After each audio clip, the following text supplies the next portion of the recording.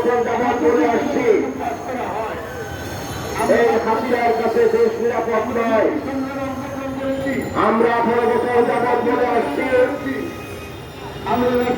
হাসিনার আমলে কোন নির্বাচন অবাধ এবং সুবিধা সম্ভব নয়।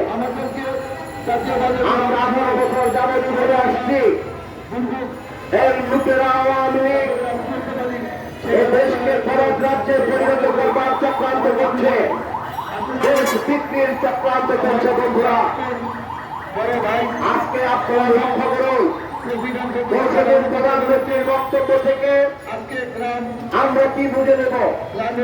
তিনি বলেছেন সাদা চামড়ার মানুষ আইনি রাষ্ট্র প্রতিষ্ঠা করতে চায়। তিনিও বলেছেন তারা বঙ্গোপসাগরে বিমান ঘাঁটি করতে চায়। নির্বাচনের আগে তিনি বলেছিলেন তারা সেন্ট মার্টিন দিলে তাকে ক্ষমতায় রাখবে। ভিতরে কি হচ্ছে আমরা প্রধানমন্ত্রীর কাছে বিশাল বিবৃতি চাই, দেশবাসী জানতে চাই।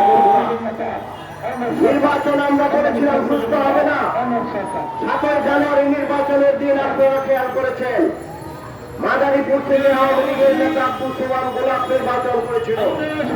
নির্বাচনের দিন সন্ধ্যায় ফলাফল ঘোষণা করে মাদারীপুর প্রেস ক্লাবের সাংবাদিক সম্মেলন করে বলেছেন এই নির্বাচনে সুষ্ঠু কারচুপি হয়েছে, যা আমরা 18 বছর ধরে বলে আসছি।